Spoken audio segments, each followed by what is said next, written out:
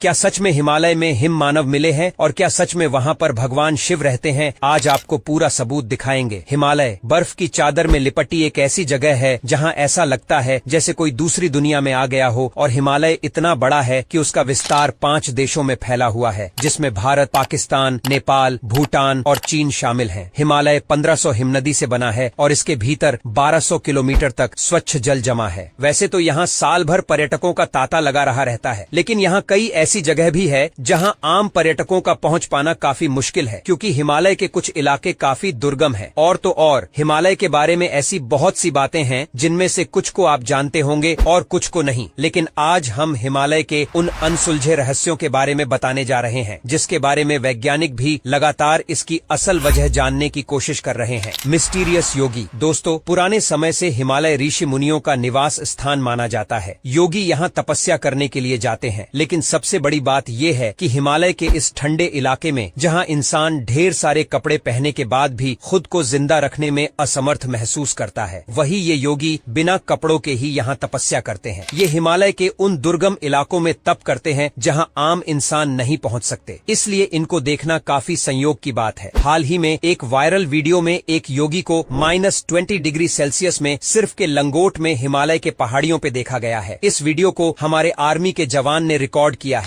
ऐसे में ये सोचने वाली बात ये है कि इतनी कम टेम्परेचर में जहां ढेर सारे कपड़े पहनने के बाद भी लोगों के हालात खराब होते हैं, वही ये योगी मात्र एक लंगोट में कैसे रह रहा। ये योगी कब से इस हिमालय के पहाड़ियों में तप कर रहे हैं, इनका आज तक कोई सही अंदाजा नहीं लगा पाया है। रिसर्चर्स की माने तो योगी अपने कठोर तपस्या से खुद को इतना कठोर बना लेते हैं कि इनको ठंडी और गर्मी का एहसास ही नहीं होता। गंगखार पुनसुम हिमालय में बसा दुनिया के सबसे ऊंचे पहाड़ों में से एक है गंगखार पुनसुम। गंगखार पुनसुम भूटान और चीन के बीच स्थित है। इसकी ऊंचाई 24,440 फीट है। इस पर्वत के बारे में सबसे बड़ा रहस्य यह है कि दुनिया भर में ये एकमात्र ऐसा पर्वत है जहां आज तक कोई चढ़ नहीं पाया है। भूटान में स्थित इस पर्वत को कई बार नापा गया है, फिर भी कोई भी आंकड़ा एक दूसरे से मेल नहीं खाता, जबकि यह मानवीय अशुद्धि हो सकती है। भूटानी मानते हैं कि यह पौराणिक प्राणियों का घर है, जिसमें यति और देवता भी शामिल हैं। स्थानीय लोगों के अलावा कई पर्वतारोहियों ने यति के होने की बात कही है, और यहाँ तक कि भारतीय सेना ने भी इसके होने का दावा कर चुकी है। कुछ लोग यति को हिममानव भी कहते हैं। पहाड़ के सबसे करीब रहने वाले लोगों से अस्पष्टीकृत शोर, रहस्यमयी रोशनी और प्रेत सहित अजीबोगरीब घटनाओं के मामले के बारे में बताए गए हैं। ज्ञानगंज को अमर प्राणियों के शहर के रूप में भी जाना जाता है। ऐसा माना जाता है कि ज्ञानगंज हिमालय की एक दूरस्थ दुर्गम घाटी में स्थित है। पर्वतारोहियों और ट्रेकर्स द्वारा इसके सटीक स्थान को खोजने के लिए कई प्रयास किए गए, सभी असफलता में समाप्त हुए। यहाँ तक कि नए जमाने के उपग्रह और अन्य मानचित्रण प्रौद्योगिकियां भी इसका मानचित्रण करने में विफल रही हैं। बौद्ध, विशेष रूप से तिब्बत और भारत से यह दावा करते हैं कि ज्ञानगंज केवल एक स्थान नहीं है, बल्कि एक उच्च आयाम है। वे कहते हैं कि ज्ञानगंज को केवल ऋषि, योगी और अन्य योग्य आत्माएं ही देख सकती हैं और पहुंच सकती हैं। जो लोग यहाँ हमेशा के लिए रहना चाहते हैं, वे अमृता प्राप्त करते हैं। वाल्मीकि रामायण और महाभारत में भी ज्ञानगंज का राज छुपा है, और हो सकता है कि यह केवल आम लोक कथाओं में ही रहा हो, लेकिन कुछ प्रसिद्ध आध्यात्मिक नेताओं ने इसे देखने का दावा किया है, जिससे किंवदंती एक नई ऊंचाई पर पहुंच गई है। कोंकाला मेला शब्द का अर्थ तिब्बती भाषा में दर्रा है। ये लद्दाख क्षेत्र में स्थित एक पहाड़ी दर्रा है, जिस पर काफी विवाद है। चीन और भारत दोनों देशों के बीच में एक समझौता किया गया है, जिसके तहत कोंकाला में दोनों देशों में से कोई भी पेट्रोलिंग के लिए आता जाता नहीं है। वहीं इसके उत्तर पूर्व का हिस्सा चीन की ओर है, जिसे अक्साई चीन नाम दिया गया, जबकि उसके उल्टी तरफ का हिस्सा भारत के लद्दाख की ओर फैला हुआ है। इस निर्जन पड़े क्षेत्र में बीते सालों में कई बार उड़न तश्तरी जैसी चीजें दिखी हैं। चूंकि ये क्षेत्र पूरी तरह से नो मैन्स लैंड बना हुआ है और चारों तरफ से दुर्गम पहाड़ों से घिरा है, इसलिए इस बात की पुष्टि साइंटिस्ट भी नहीं कर पा रहे हैं कि इसमें कितनी सच्चाई है और कितना हिस्सा अफवाह है। वैसे